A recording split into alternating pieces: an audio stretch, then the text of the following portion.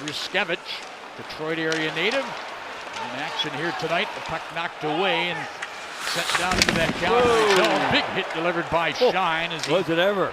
There's a fight. There's a fight. No, Shine wants to fight. They don't want to give it to him. Now they do. Oh, wait a minute. Here we go. Center ice. And Dominic Shine, who's not the biggest guy in the world, but Bob Juno from Grand Rapids, he'll fight anybody in sight. And he can throw him. Whoa, baby, look at that. Look at that. Does he ever get a couple of dandies in? There you go, Shiner. That's good stuff. He is a gamer, Dominic Shine. As I said, he's not very big, but I mean, he probably started this thing with Pospisil, who's much, much bigger. Holy mackerel. Here's a hit that started all this. And I don't know, really, they could have called a penalty on that very easily. Counter number 76, Detroit number 65. 5 minutes each for fighting. They were trying to figure out, well, who wants to take a chunk out of this little guy? We got an ant on the other side of the team, but that ant can fight you pretty good. He took one pretty good right there. Did Shine and come back. He is a gamer and a half. Holy mackerel. He doesn't get many fights in the American League anymore, Mick, and I like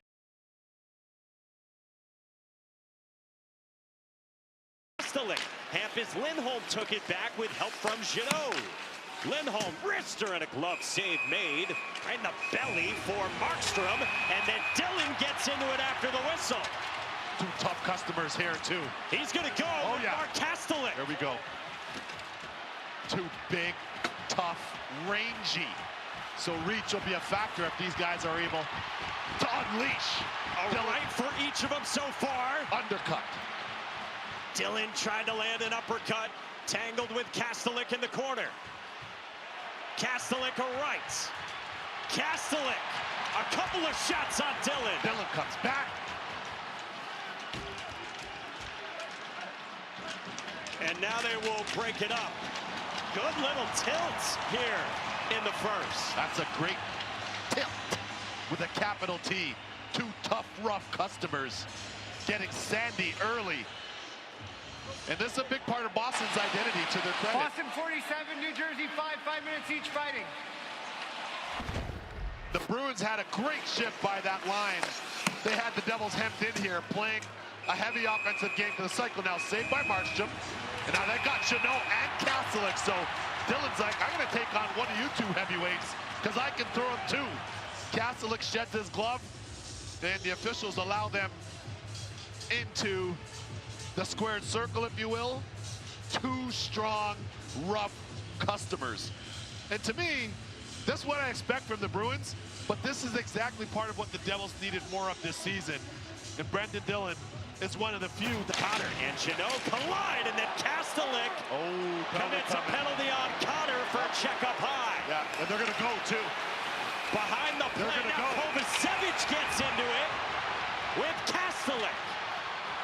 Kastelik's second tilt tonight. Wow. Kovacevic could be in tough here. That's a tough customer in this matchup, but he's coming back with a couple rights. And Kastelik wins this one. What a tilt, though.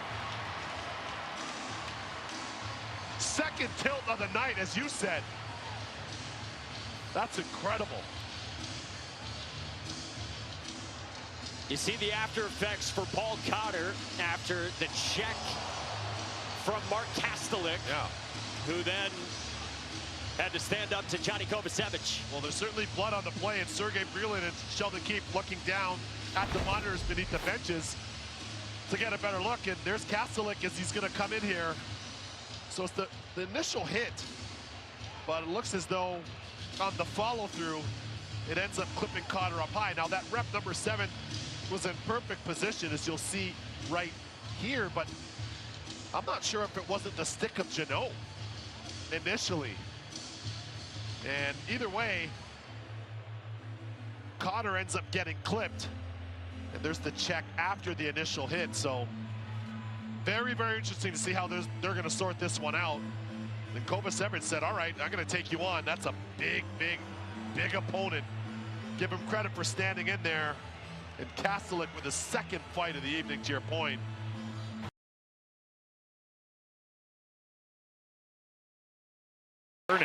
Be curious to see whether he,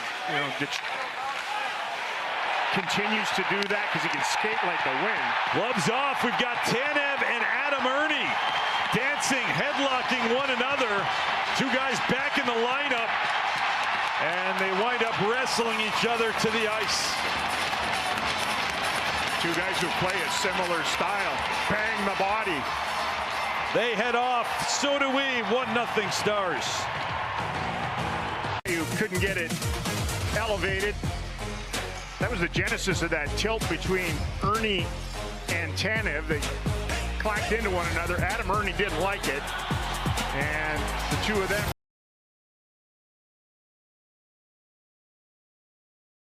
Tangled up with Jack Drury. He's trying to get Malkin going, and he's going to get Malkin going. Sapeva's going to get in there and protect Malkin. Drury with some cross checks into the. Here we go. And we got Connor Clifton With Drury. and Drury. Malkin's mixed up with somebody right below us too. I'm watching the fight over there, and then I'm watching the scrap with Clifton Kelly. With a couple of rights, then a couple of lefts. Connor Clifton's lost his helmet, and some quick separation here as they continue to go at each other. And now we're back on. Clifton with a right. He sends Drury to the ice. Connor Clifton, the exclamation point in Denver.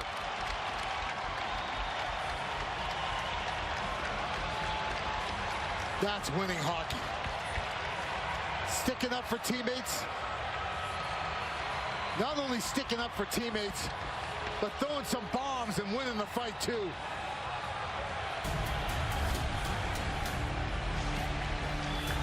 Here's the shots on Malkin.